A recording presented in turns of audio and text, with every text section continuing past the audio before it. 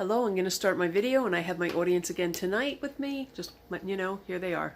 I'm ready to go. Hello all, and tonight I'm going to be talking about UFOs and abductions. And I believe that these things have been happening for years. It's been known that in as early as 500 BC is when we've had our first, per se, alien UFO sighting. And nobody's really clear as to what's happening, when it's going on. But to this day, there's still sightings. I can say that I felt I had an experience a few years ago. I was outside. I was letting my dog outside. It was night. I look up in the sky, and there's this light, and it's just kind of hovering, and I'm getting a little panicky because, you know, I'm like wiping my eyes. Is this really happening? And I look again, and I'm like, all right, this has to be like one of those Chinese lantern balloons, something. And I pick the dog up, and I come inside, and I scream for my husband, and I said, Tony, you gotta come see this. I go outside, and this light just, boom, goes across the sky.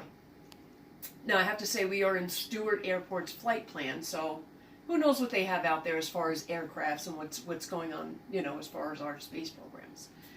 So my husband, being the silly man that he is, next morning, wakes me up and says, honey, there's crop circles out in the yard.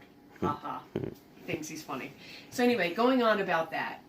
I'd have to say, even looking back into ancient Egypt, there's been definite signs that there were life and existence in the sky. We're always looking to the sky. And there are actual hieroglyphics on the walls in there that depict that there's been like plane-like structures, helicopter-like structures, and it's written in their walls. So they've been seeing these things well before we even had an aircraft. I don't think the Wright brothers got into flight plans until 1903. So we're still new to all this flying and jets and space and travels, and it's a very interesting thing. I myself believe in it. So here's a picture of a UFO here. And let's go on to Roswell in New Mexico. That happened, there was a supposed crash, July 7th of 1947 in Roswell, New Mexico. They have pictures, apparently. True or not, believe or not, we don't know. There's also an alien here. Authorities, spacecraft. Let's talk about it for another second. I think, as far as my opinion is on Roswell, we look at our society today, and we have technology like never before. It's grown at such an exponential rate and so fast since the Roswell crash in 1947. We have so much technology available to us now, and it's still growing. It's exciting to see what's actually happening. Let's fast forward a little bit now, and this is a map of the early world. You can look at the perimeters. This is before they even had any type of surveillance to look down or any pictures of satellites looking at Earth at all. And these, you look at those perimeters. I think the first picture they had on record for a world map was in existence, and it was taken October 24th, 1946. And that was of World War I, I believe. No. Or II, World War II. I was stand corrected. But makes you wonder that, you know, they say it was created through math and everything else.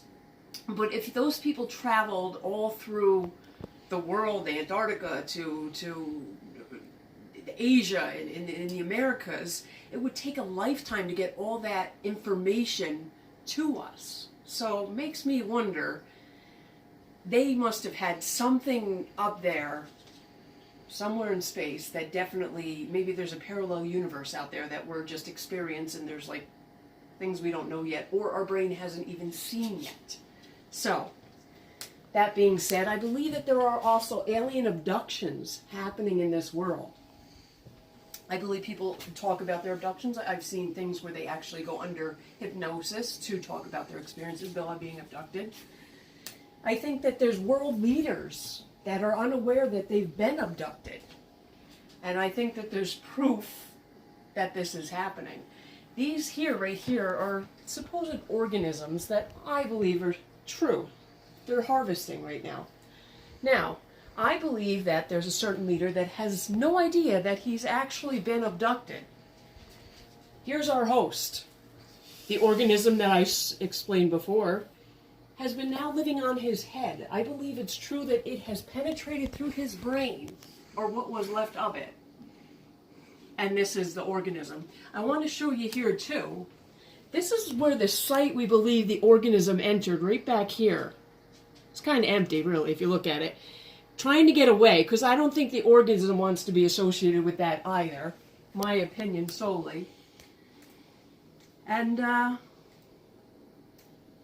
you know, we can only hope that one day space exploration, UFOs, abductions, will give us more insight. And like what I spoke with you today, I don't know if you're a believer, if you're not a believer. I myself am a believer of UFOs. I think that we have a lot of technology because of, I believe Roswell. I think the government covers up a lot. I don't think our government should tell us everything because it would create hysteria. But after what I explained for you today, I hope that I have convinced you otherwise, and I hope that you can see things from my point of view, and maybe from my little bit of humor in my speech today. So I thank you all again for listening, and look to the sky, see what's out there. There's a lot to be seen yet. There's a lot of things that are coming our way, and there's a lot of space travel happening now that I myself don't want to go to space.